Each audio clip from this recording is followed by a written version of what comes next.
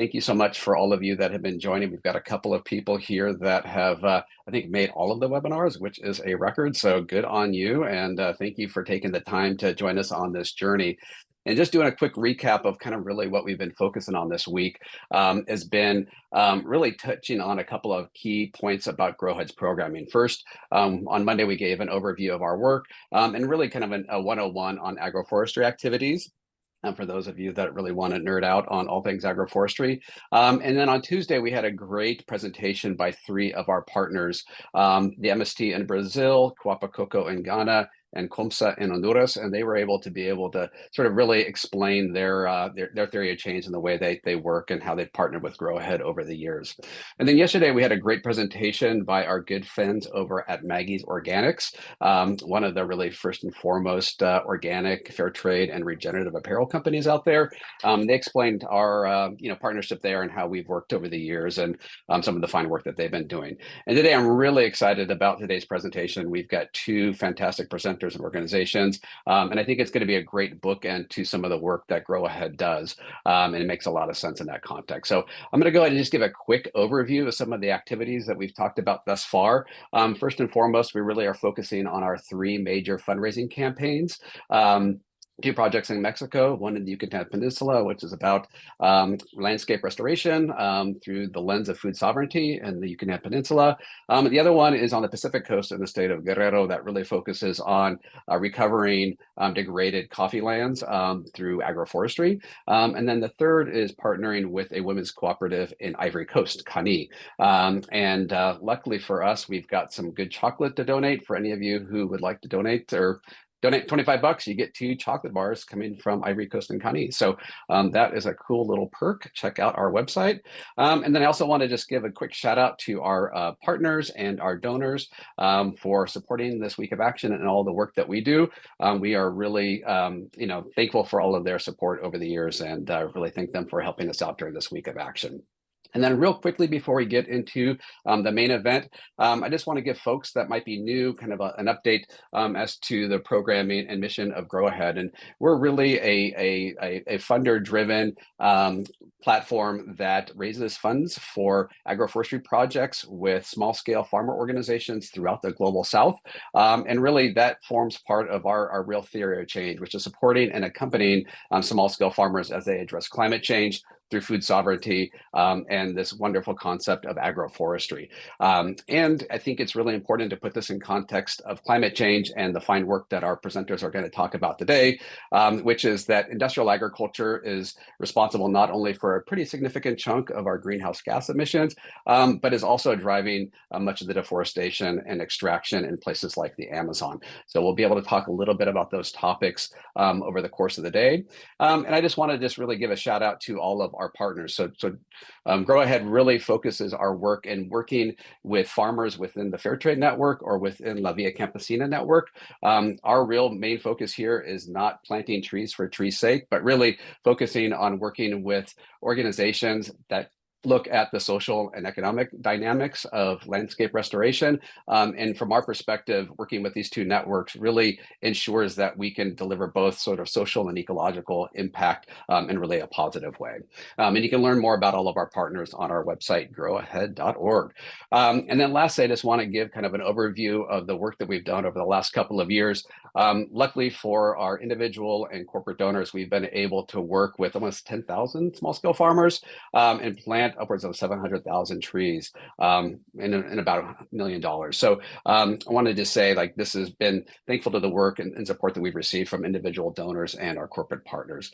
And really to kind of set the table for today's conversation, when we think about climate change and poverty, agriculture has a real important role to play in this. And so maybe some of you have seen this work done previously by Project Drawdown, but really it's protecting tropical forests and also actively looking at things like agroforestry to address both poverty and climate in one fell swoop. So we're really excited to talk about this in greater detail today. And I just wanted to put one last thing on the table before we got going, which is, according to Project Drawdown, agroforestry has a huge potential to actually reduce emissions in agriculture and sequester carbon However, that's only one piece of the project, one piece of the pie, so to speak. And so we really want to dig into some of the more complexities today, and really just say that it's great to plant trees and really focus on agroforestry. But if we don't do the hard work of supporting, Amazon and forest communities and defenders, we really are really missing the plot. And so this is like kind of like a dual threat that we need to really address, which is stopping industrial agriculture and protecting those communities that provide such a valuable service to us and the planet. So without further ado, I want to introduce both of our speakers, and then I will hand it off to them. Our first speaker is Kaylin. She uses she and her pronouns. She grew up on Abenaki land in Vermont and earned her bachelor's degree in human rights and environmental justice with a focus on Latin American studies, environmental science, and weapons of mass destruction, non-proliferation. Kaylin joined Amazon Watch in 2021 after following their work for years as a leader in decolonizing fundraising and direct support of Indigenous leaders and communities. In her spare time, you might find her painting by a river or doing a crossword puzzle. All right, that sounds like fun. And then our next speaker is Dr. Lauren Gifford. She is the Associate Director of the Soil Carbon Solutions Center at Colorado State University, where she founded the Carbon Finance Bootcamp and holds a joint faculty appointment in the Department of Ecosystem Science and Sustainability. She has spent nearly 20 years working and learning at the intersection of climate change, policy, carbon dioxide removal, conservation, markets, and justice. She holds a PhD in geography from the University of Colorado Boulder. Thank you both for joining. I am so proud and honored to be able to have you be able to present to our network. I think there's a lot to learn, so I will go ahead and shut up and hand over the mic to both of you, and we'll get going. All right. And wait, Ryan, can I just add something to my bio, which is that you and I first met in Cuba in 2009 on an agroecology tour. Yeah, indeed. So that's a hallmark in my bio, right? Yeah. Lauren presented at this fantastic conference that we went to, and I was ever, fanboying out after that. So I'm so honored to be able to have her present on this Grow Ahead webinar. So thank you so much. All right. So for those of you that are online live, feel free to go ahead and drop your questions and answers into the text box and we'll be able to answer those. But without further ado, Kaylin, I think you should be able to share your screen and get going. Yeah. Oh, I think it said host disabled participant screen sharing. Oh my gosh, that is what it always says. But I can start saying hi while we get that set up. It's super exciting to be here today, and it's awesome to see everything that you all have covered this week. I think today's conversation will build really well on those topics of, gender and climate justice, the role of forest communities in keeping standing rainforest standing. All right, let me see. Oh. Okay. All right. There we go. All right. We're working on that right now. So Kaylin, go ahead and we'll try to get this fixed real quick. Sorry about that. Yeah, no problem. I can totally do it without slides. I got the Amazon background anyway, so that's probably what the next slide was. So yeah, I'm here with Amazon Watch. We're grateful to be part of the Grow Ahead community, and you all have supported really important Indigenous-led work to keep standing rainforest standing and protect the rainforest in our climate. So that's what, I'll be sharing about today. I'm based on unceded territory of the Lenape Nation in Brooklyn, New York, but Amazon Watch's teams are in Brazil, Ecuador, and Peru, Oakland, California, and DC. So our work is to protect the Amazon and our climate in solidarity with Indigenous peoples. Everything we do at every step. Oh, there we go. All right. Beautiful. Thank you. Lovely. Okay. Thanks, Ryan. So everything we do, all our campaigns and solidarity funding that I'll talk about today are in partnership with Indigenous people. And part of what I'm lending to the conversation of the Week of Action today is the importance of keeping standing rainforest standing, rewilding, agroforestry projects. They're all really critical to the long-term resilience of these ecosystems, as is keeping rainforest standing. And in the Amazon basin, by far, Indigenous people's solutions for their territories and stewardship are the most effective at doing this. In the Brazilian Amazon, we see deforestation rates of about 1.5% in lands that are stewarded by Indigenous people. In lands where Indigenous people's land rights aren't recognized, it's as high as 24%. So there's like a massive visible difference in the success of Indigenous forest management in local communities. And that is important. not just because the Amazon is such an essential ecosystem for our global climate, it also, keeping rainforest standing, supports this complex web of life that non-Indigenous solutions are far from understanding or supporting the way that Indigenous solutions do. So that is the root of Amazon Watch's theory of change, and what I'll share about our campaigns today. So as high level, Amazon Watch since 1996 has defended the rainforest and our climate in solidarity with Indigenous peoples.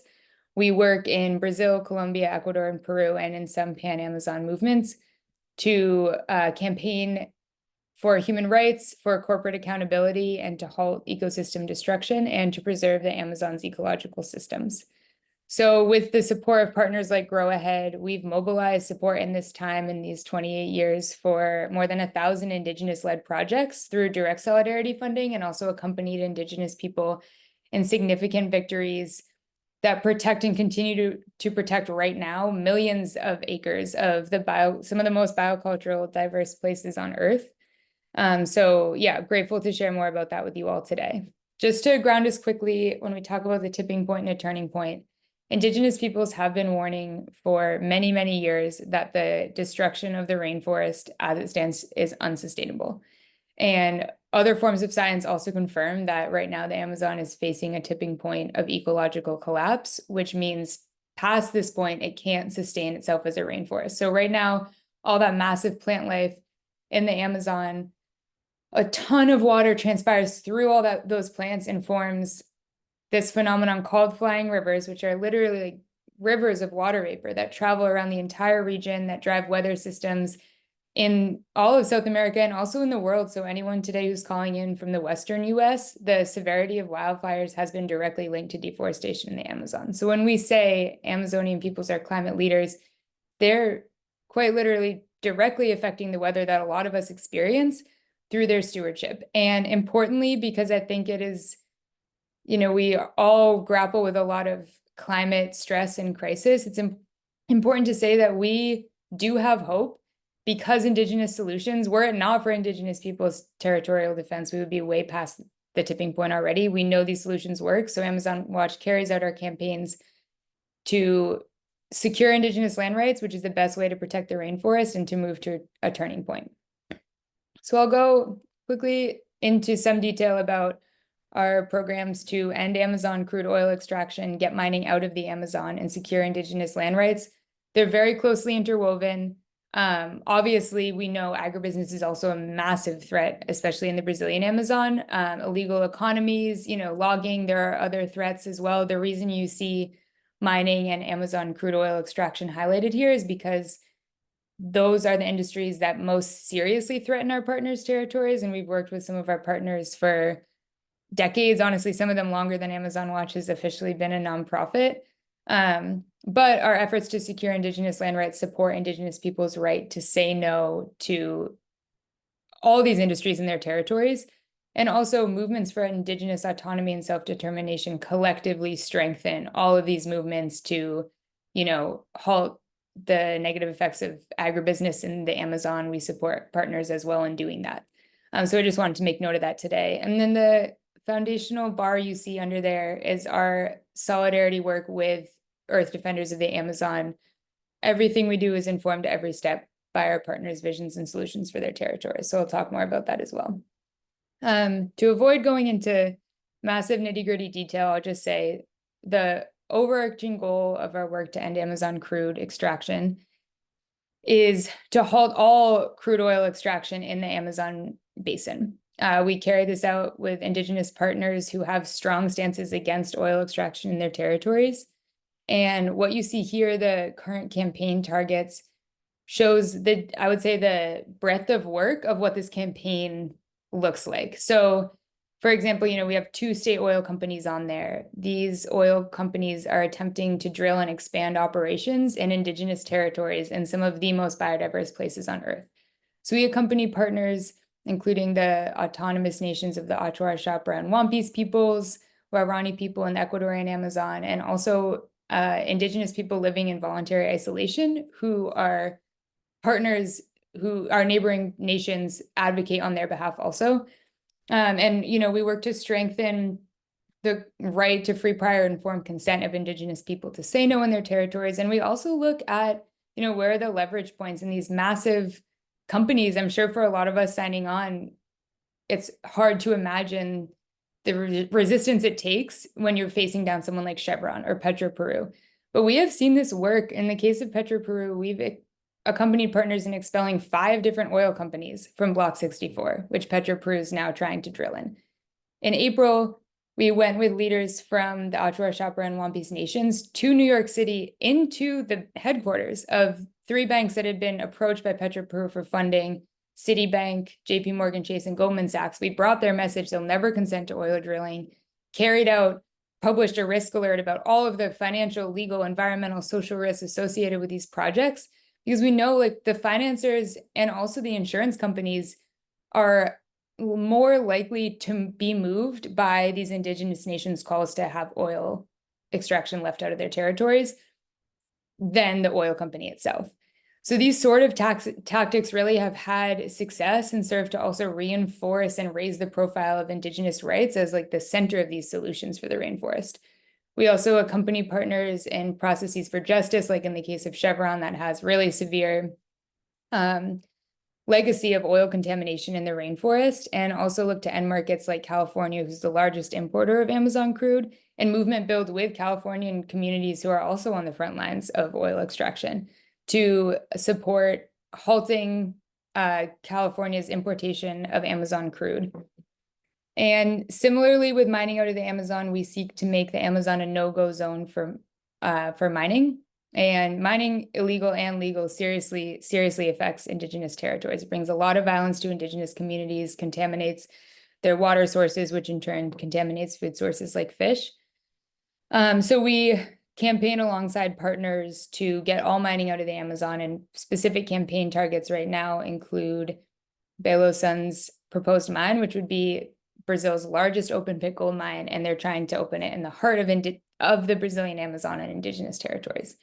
So we work with partners with similar campaign tactics. We also look for along the whole commodity chain of mining, looking for who's importing that gold or those resources. And we also raise the profile in both cases highlighted here. We accompany partners to the UN, to mining conferences, to global decision-making bodies to bring their message against mining extraction, to file complaints. We got good news a couple of weeks ago that this proposed Warintza mine from Solaris, which is proposed for, again, one of the most biodiverse places on Earth, Pueblo Shuar Artam territory. And Pueblo Shuar Artam, or Pashab, brought a complaint to the British Columbian Securities and Trade Commission, and it was honored, saying that their right to consent for projects in their territories wasn't honored. So these campaigns look a lot of different directions for how to support indigenous people's visions for their territories. For land rights, this underscores all of our work, like I said, where indigenous land rights are recognized, those rainforests are healthier, they're more resilient. The collective holistic management of everything in that territory is better supported. So some of the current focuses right now are Brazil's indigenous movement, which is one of the strongest social movements in the Americas. They have demands to demarcate or officially title land in Brazil. And in the last 2 years, we've actually seen hundreds of thousands of hectares demarcated, thanks to the strength of organizing by indigenous peoples, the growing leadership of indigenous women in Brazil, locally, regionally, and nationally, and also the work of allies like Amazon Watch.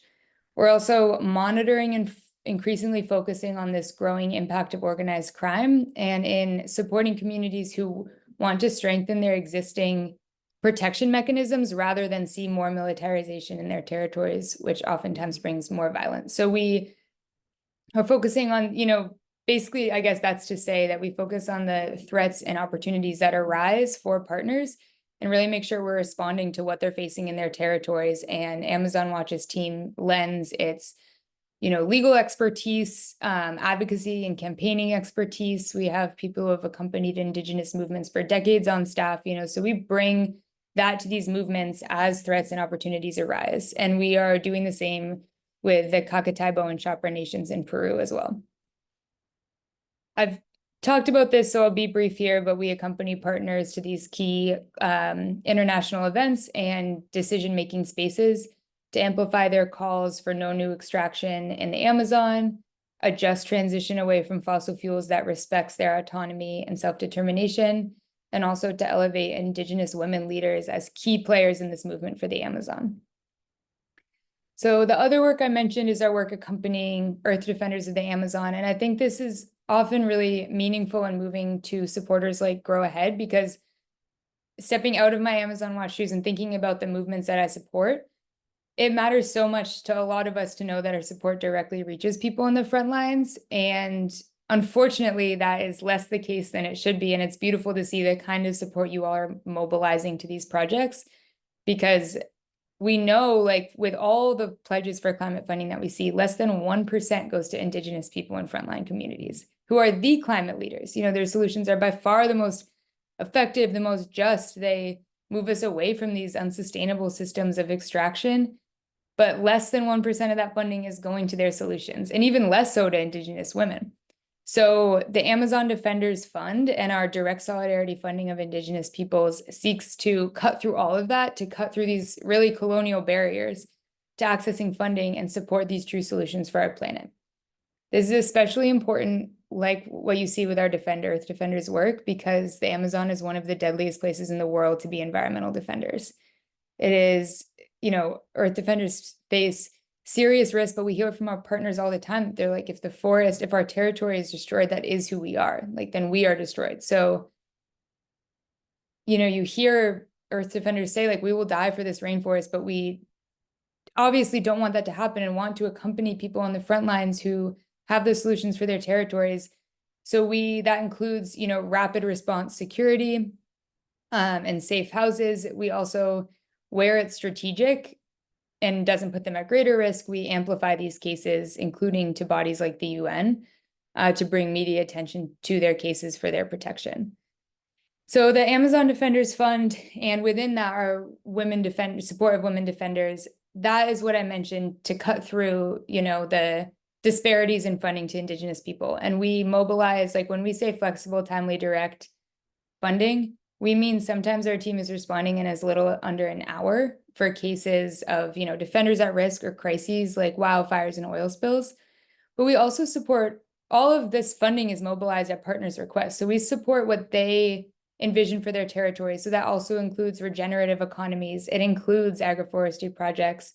It also includes traditional knowledge practices like midwifery training for Indigenous women. So, you know, it's really broad what the Amazon Defenders Fund supports, because our partners know what it takes to move their movement forward. And so we are grateful to mobilize donor support directly into the hands of these movements. And for women defenders, as I mentioned, their critical role as leaders in the movement, and also the outsized risks they face, in addition to the risk environmental defenders face for gendered violence as well. So we're committed to accompanying them at all levels. So this is just a little bit more about the Amazon Defenders Fund before I move to Q&A. We, in the last 4 fiscal years, have re-granted $6.5 million directly to Indigenous peoples. Amazon Watch is a relatively small organization, so this is super meaningful to us and also to our donors we know. And so those focus on women-led initiatives, as I mentioned, community organizing, mobilizing, and strategizing, including participation in these events, crisis response, defenders at risk, alliance building, and kind of the additional campaign pieces that accompany the work I talked about earlier. And then others just, you know, broader category, because of course not everything perfectly fits into these. But so it's really come to be a powerful fund. I guess I didn't mention this, but I think it is really a beautiful piece of it that we do receive proposals from Indigenous partners, you know, for larger projects that they carry out, but we also get voice notes and WhatsApp messages. Like, our staff works really closely and has trusted relationships with Indigenous people. And so we seek to minimize the barriers to accessing funding that contribute to that, like, less than 1% of funding going there. So we receive requests in any form. We mobilize funds as quickly as we can. And, you know, we report back to donors about what these funds are used for, but not requiring partners to do exhaustive reporting. We just have relationships and hear how the funds were used and how it went.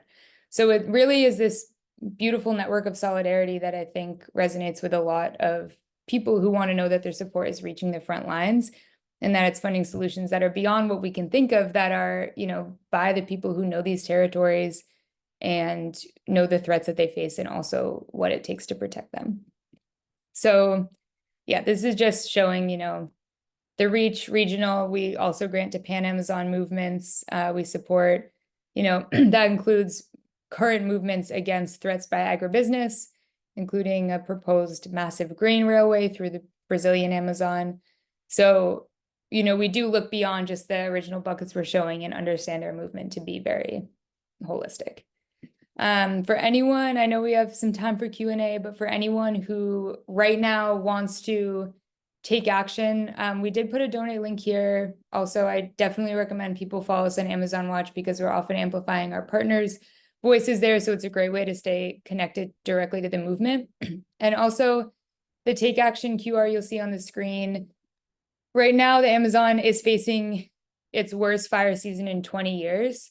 We're working around the clock right now with partners, not just in their crisis response, but also in strengthening movements for resilient rainforests. It's why all the work that you showed in the introduction and that's been happening in the Week of Action is so critical. Like, we need less fire prone, more resilient rainforests that aren't deforested, that wind can't move fires through as fast, you know. So we did want to give people a chance today to take action in direct response to the fires, and I'm happy to share more about that, but just wanted to offer these, and then, yeah, take any questions that you all have. Great, Kayla. Yeah, thank you so much. That was fantastic. I really appreciate all the fine work that you and the rest of the team at Amazon Watch have done. You know, having read the news and watched, tracked all of the work that Amazon Watch has done, you know, especially with the most recent fires in the Amazon, the Brazilian Amazon.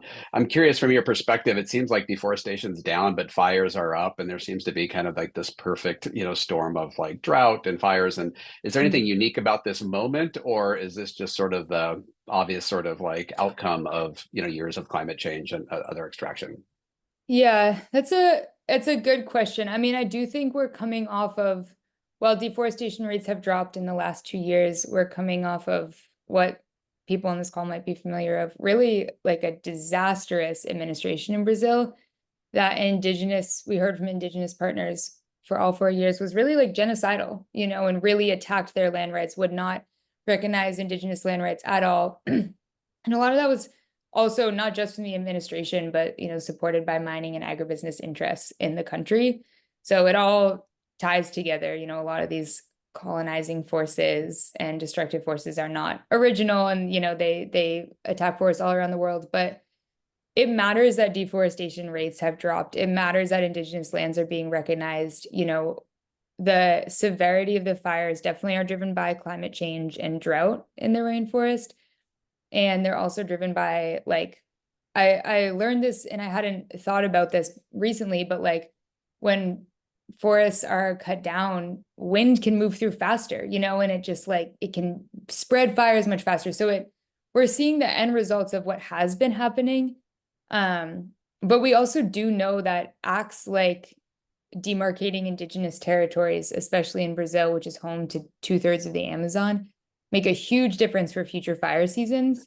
Right now, really, partners are like waiting for rain to come. But I would say, like, we do hear reasons for hope even when it feels really bleak like this. And that tide turning on deforestation, or which still has a long way to go, or the tide turning on recognizing indigenous land rights, actually does make a difference. And 2 weeks ago, we heard that really great news in the midst of all of this, that the Munduruku territory of Saraimoibu, which is in the heart of the Brazilian Amazon along the Tapajós River, which is the largest undammed tributary of the Amazon, that their ancestral territory was demarcated. It's almost 200,000 hectares of land, and they've been working for 17 years to get this demarcated, and it just happened. And this includes, like, in the absence of the government moving this territory towards demarcation, they went out, they boundary marked the entire territory. Indigenous women carry out monitoring projects. They've mapped and reported land incursions. Like, they basically self-demarcated the whole territory, moved it to this point. So when the government declared the territory, which moves it into the very final stages of demarcation, like that is exactly the sort of solution that matters. You know, resisting mining, like we consider delays in these projects also to be key wins, because if a giant open pit gold mine isn't developed, even if another mining company comes along and tries to then enter again, all that territory is still protected for the time being, and it does strengthen the broader movement to say, you know, and give us time to advance like the movement to get mining out of the Amazon, the movement to get oil out. So I think having hope remains important, and it can feel confusing, especially in our changing climate, to see like when rates change, you know, but these bad things are still happening. But I think the Amazon presents, you know, one of the most important opportunities to mitigate also those climate effects by acting right now to protect those lands. Great, Caitlin. I guess one more question before we let you go. You know, I just was having a chance to take a look at all of the sort of active campaigns on Amazon Watch's website. Is there one in particular that seems to be most pressing? You know, I know they're all, you know, really important, but is there anything that's happening, you know, in the short term that you would really recommend people take action at? So one thing that kind of, it's a focus, but not one of those three campaigns, but it relates to all of them. Next November 2025, the United Nations Conference on Parties, the Climate Change Conference, for the first time ever will be hosted in the Amazon. And our Indigenous partners are seeing, it's called COP30, they're seeing the path to COP30 as this key organizing time for all of these campaigns. That includes, I mentioned that mega grain railway that's proposed through the Brazilian Amazon and Cerrado biomes. It's vehemently opposed by Indigenous people. And there's like, that's a key window that we're campaigning in to halt that project. Thankfully, we've been able to grind it to a halt so far prior to its licensing phase. And that gives us time also to raise the profile of Indigenous demands to not, you know, move forward with this project. But it also gives time to position it as a massive political liability. So the path to COP30, that's just one of the things that it presents. Indigenous women have continued to gain leadership roles in recent years across the Amazon basin. They're organizing Indigenous women's collectives on this path to COP30. So I'd say it's this growing opportunity and this growing like force leading up to this moment when Indigenous people and world leaders are gathering in the Amazon.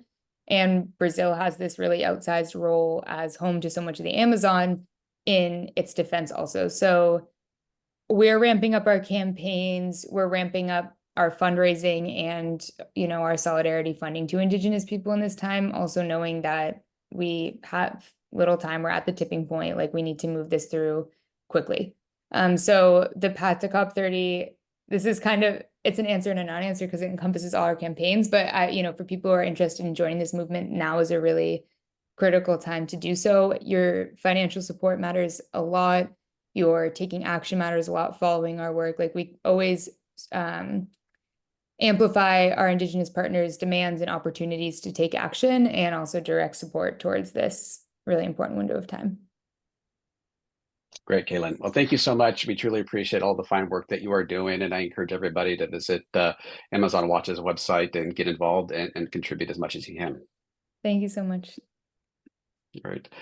All right. Well, now shifting gears a little bit, though it's somewhat related. I want to bring in Lauren to talk a little bit about all of her work and you know, knowledge. I guess maybe Lauren, just to start, I'm curious, you know, about your origin story. How did you get here? I think I remember something about Pearl Jam, but you know, I'm curious, you know, just generally speaking, like how does somebody, you know, kind of, you know, arrive in this sort of really, you know, important work that you're doing? Yeah, a great question. It's so funny because I did follow for my dissertation an Amazon Red project that was funded by Pearl Jam. But you know, go back 20 years before that, you know, I was like a punk rock kid and I was always like not okay with the status quo. And I think what and listening to like hip hop, like I mean, this is totally, it seems like an aside, right? But like Mos Def came out with an album in 1999, Black on Both Sides, and he has a song called New World Water. And I was listening to this and I was like, oh my gosh, he's making all these connections about water and the role of enslaved people and the slave trade and how we're profiting off of essentially like ecosystem services that should be inherently accessible to people. And I think that was sort of the birth of me as a political ecologist. Like I want to know more about this. I want to like connect all these dots.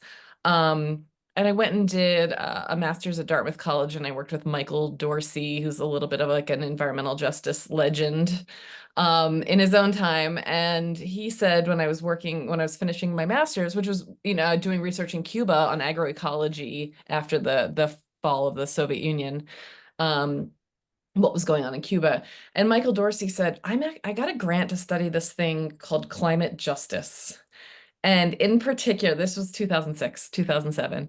And he says, and in particular, we need to follow or research these things called carbon markets, where carbon is something that gets traded, but that markets are inherently unjust, right, by design.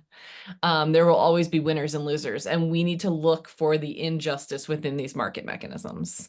And then through that, I said there's these things that happen outside of the market, and they're called carbon offsets, and they're investments in sustainable development, particularly forests. And I was like, I'm going to spend the next many years of my life just digging into this. So I went and did a PhD because I'm kind of a little bit of a masochist. So I was like, let me just study this forever and not make any money.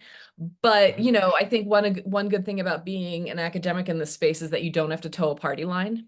You can really talk about like how we understand these things critically, and I don't have to like represent anyone else but like my intellectual perspective. And that is such a gift to really dive into what justice looks like in modern climate regimes. And I mean, cut me off if I keep talking, Ryan, but I will say that like one of the things that Grow Ahead does is distributes capital in a way that we need to see more of, right? Because we know that the global north has a climate debt to repay, but the dominant mechanisms by which we are repaying that debt right now isn't getting the capital even mobilized, right? Like we say a lot of climate finance at this point exists in discourse and exists in conversation and not in reality. But then also it's like in these market mechanisms like a green climate fund or a loss and damage fund that legacy polluters are supposed to make commitments to, and they just make a commitment but then don't follow through. And then who distributes that money? Like the World Bank, right? These are the organizations that have perpetuated climate change. So we can't lean on them for the solutions. And I'll take a breather. Well, I'm curious, for those of us that are maybe new to this topic, Yeah. what's kind of a very simple like introduction to like, how did the kind of carbon market emerge, and what are some of the sort of like basic assumptions of like, for those of us that might be a little bit new to this topic? I should call on one of my favorite graduate students who's on the an attendee right now. I won't, Jyoti, I won't, but I see you. Um, actually, one of the best resources is the Story of Cap and Trade video. That's 2007 video with Annie Leonard from Greenpeace. And she breaks down like how we understand carbon markets. And I see someone's giving a heart. I don't know who that was, but yes, I don't know if that's to Jyoti or if that's to Annie Leonard and Greenpeace. But I still use it in my teaching now because she breaks down like what carbon trading is and the pitfalls of it. But I think that these market mechanisms emerge because in order to get widespread participation, there needs to be an element of profit or capital accumulation or the possibility of such, right? So that's the only way these like why would a country like the US recognize a climate debt where we were able to rapidly develop off cheap coal and cheap fossil fuels? Like what's the incentive for us to suddenly say like, oh yeah, we have like this climate and ecological debt, we'll just pay for it, right? We need to have these really complex structures that like grow the economy.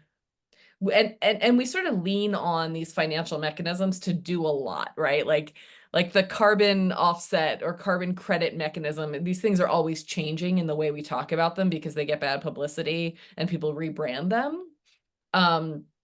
But like the carbon offset mechanism, uh, oh my gosh, I'm like losing my train of thought. Oh yes, the carbon offset mechanism was basically supposed to address climate change through, north-south capital exchanges.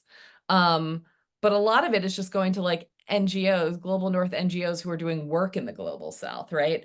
And part of my dissertation research was literally walking solo through the Alto Mayo Protected Forest REDD project and just like asking people if I met if they even knew that there was a carbon project in this place where they lived, right? And understanding the complexity of land tenure and understanding the complexity of like how we communicate about how land is managed. And then even asking the forest managers at the time, like, how much money did you get from a $4 million Walt Disney investment in this project? And the Peruvian forest managers were like about 300,000 US dollars. So where did $3.7 million go? It goes to administrative things like that. And I just think that these things are really fascinating. We can't look away. We need to do better. We need to move capital in more equitable ways, and we know how to do it. Like we know the enabling conditions. Yeah. Yeah. I remember, I'd always had my suspicions about the carbon market. And then I think last year there was a big sort of like, expose and different, like the UK Guardian and others that, something like 90% of like rainforest carbon offsets were pretty much worthless. And so that being said, you talk a little bit about like, there's some inherent just sort of like reasons why these will not function or benefit, people and planet. From your perspective and your research, is there any way for either a country or corporation or person to responsibly have a carbon offset, or are we really kind of missing the forest for the trees? Well, my dissertation is called See the Carbon Through the Trees. So, Okay, well, perfect. but I think, I think one of the issues is that we place the responsibility on individuals, and that is like the ultimate grift of the corporate promoter or corporate polluters is to make us think that like you and I should feel guilty about driving our kids to school when there's no public transportation and an EV is really expensive, things like that, right? That's like the ultimate hoodwink, I think, of climate change is like, I spent years, Kaylin, living in Vermont, which I'm like so curious where in Vermont you're from, living in a group house in Vermont and composting everything and reusing everything and like going to sleep when it's like, 40 degrees in the house with like a hat on. And, I wonder like, what was that doing when like an oil and gas company is just polluting entire ecosystems? Right? Or these extractive industries going into the Amazon and destroying so much. Like we shouldn't feel, and this is just a little bit of a soapbox, right? But we shouldn't feel guilty that like we have individual, what our individual impact is when we're living in systems that really dictate what our impact is by and large. But as far as like, should people buy carbon offsets or, I think if you go in eyes open that you're making a donation to sustainable development, hard stop, right? And that might mean your money is going to administrative expenses for for a private company or for an organization. That's fine, right? But don't think of it as more than that. Don't think of it as like how we're really addressing climate change. It's a donation to sustainable development.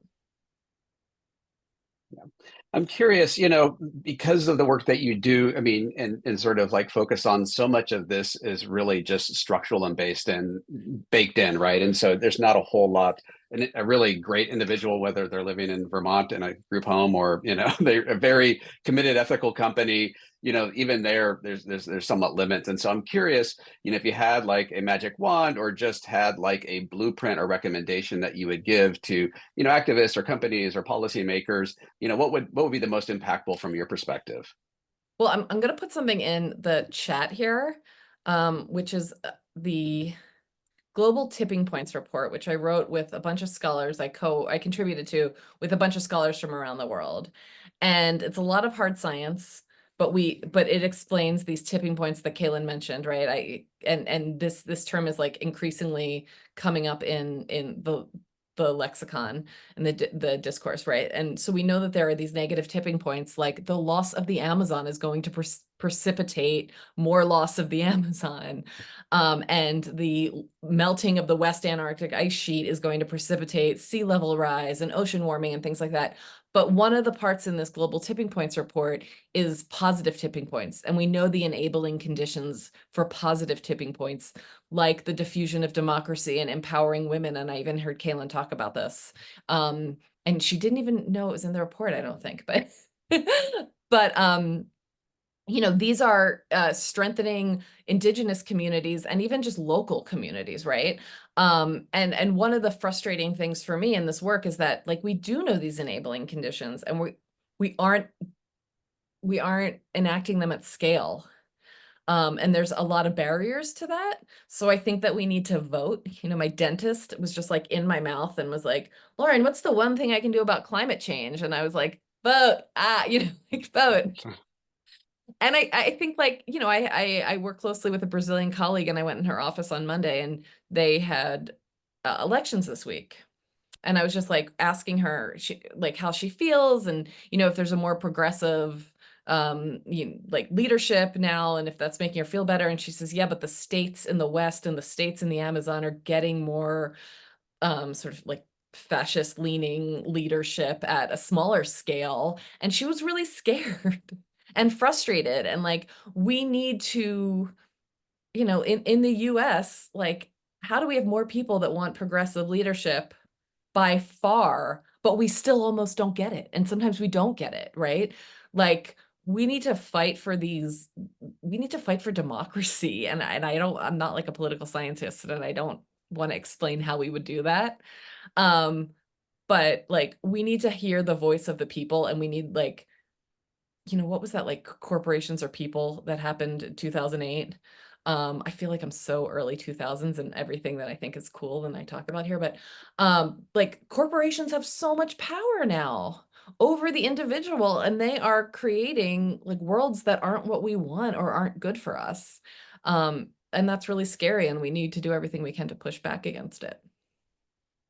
Yeah, I just really found it fascinating. I was at, Climate Week in New York a couple of weeks ago, and having gone to the first one probably 10 years or so ago, I just noticed the stark change. I mean, it was really movement based. There was very little corporate sponsorship, and then all of a sudden, all it is now is, a lot of net zero, commitments, and people trying to sell you offsets or some type of satellite, imagery of, forests and whatnot. And so, I just see this massive change, which I think is possibly in a good way. It's like we're socializing this concept of climate change, which I guess I have low expectations since people denied it, wholesale, not that long ago.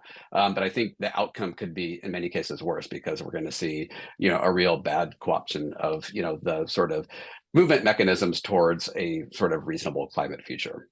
Yeah, and I think that we need to be very cautious of the corporate capture of climate action and responses to climate change, right?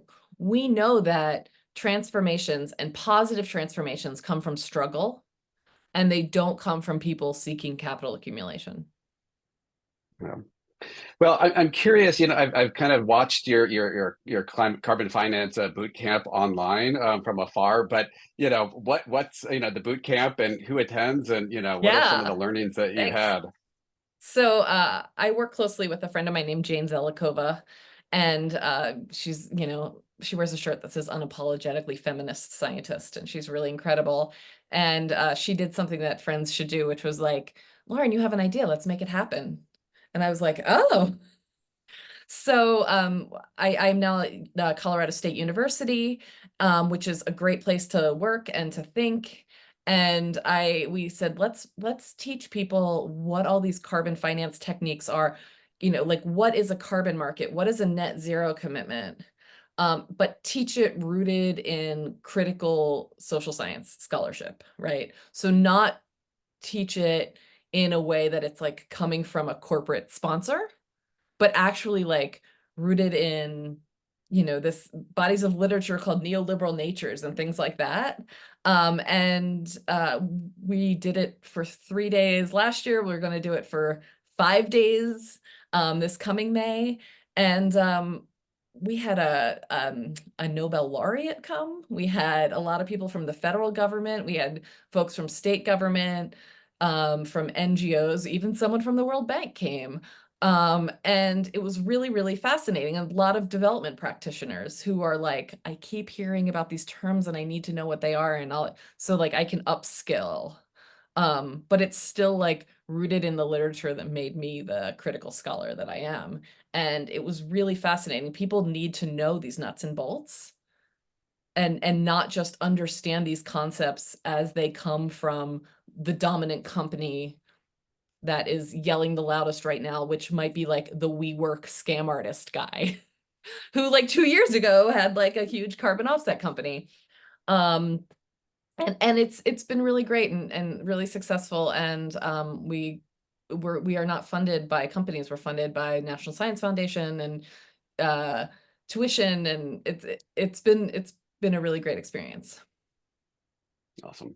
Well, good. We got one question here from Nikki. She's curious to hear your thoughts on where the verified carbon market will and perhaps should go. Well, I think Nikki, I'm assuming you might mean voluntary carbon market. Sorry, yeah, Yeah. I'm Okay. confusing my acronyms. So voluntary carbon market, it's growing really rapidly.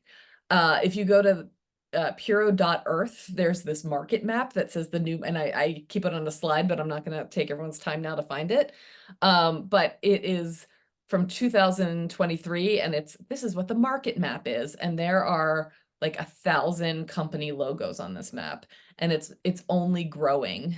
But it's also like really flexible. So at the UN level, we call these flexible mechanisms because they allow for a lot of ways to gain purchase and to get involved in them. I think we need to just understand the VCM as moving capital around to sustain those dual interests, or actually triple interests, right? Of addressing climate change and CO2 pollution, funding sustainable development, and creating profit. And I think we can't lose sight of that last one, right? Profit is a huge part of these markets. Yeah. Good. Well, I'm curious, as we're coming up on the hour, you've seen a lot over the years. I'm curious, if there are a couple of things that are giving you hope or energy that you'd like to share with kind of the audience, based upon all your research and the work that you've done. Gosh, Ryan, it's funny that you asked this question because I just watched an old video with Ta-Nehisi Coates, and he was on the Stephen Colbert show, and he said, "I'm not here to give you hope. I'm like, that's what your pastor and your friends are for." And I was like, yeah, I am a researcher, and I don't have to give you hope. I can tell you what the enabling conditions of change are, and go do it. But I do have hope, and I think we need to have hope in life, right? Like sometimes I think I'm like a little bit of a bobblehead, like who's just like still happy despite it all. I'm like, what is going on? But I think the more people who want to see change is great. I'm super excited to be at a college or to be at a university and see all these young folks who not only like are well versed in climate science, but also like critically understanding the carbon management industry and the conservation industry. And like Jyoti, who's on here now, like I'm blown away by the level of knowledge these students are bringing to the world as they graduate. And that is really exciting. And that we can have high level conversations with 22-year-olds about this, which literally was not the thing 10 years ago, right? So that brings me hope. And, like on a sort of personal note, the friendships I've made through working on climate are the best friends in the world, right? Because these are people who don't accept the status quo. These are people who care about others. And it's like, I haven't seen you in years, Ryan, but we could go get a beer, and I want to hear about your kids and who are like young adults now. And I think that the personal connections, like we know community is like the most important thing in the world, right? And the personal connections that we can build through climate activism is really, really incredible. Yeah, no, that's a great point, and I actually think it speaks to partly, kind of what Kaylin says. It's like, much of the work that we do is based upon relationships and sort of like that trust and shared purpose. And so, Kaylin, you had mentioned Amazon Watch doesn't require, forms filled out in triplicate and like massive grant reporting. And that's really what drives our work at Grow Ahead as well, because a lot of the funding that goes to, the global South or rural, communities really, oftentimes lose much of that value because there's like overhead and staffing and, leakage and all of the rest. And so I think that's just a really important point. And thank you so much for mentioning it, because I think without the community, this is a pretty, isolating work at times. And, short of that, it's really tough to do. So I want to, maybe close out on that and thank you both. Great presentations. I really value, both of your organizations and the work you do. And I want to just thank you again for taking time out of your busy schedule to join us. And yeah, we will share all of these resources to our network and promote them out in the coming days and weeks. Thanks, Ryan. It was great. And good to meet you, Kaylin. Yeah, good to meet you too. Thank you both. It was great to be here with you. Thanks, everyone. Great. Thank you so much. Have a great day. Take good care. Bye-bye.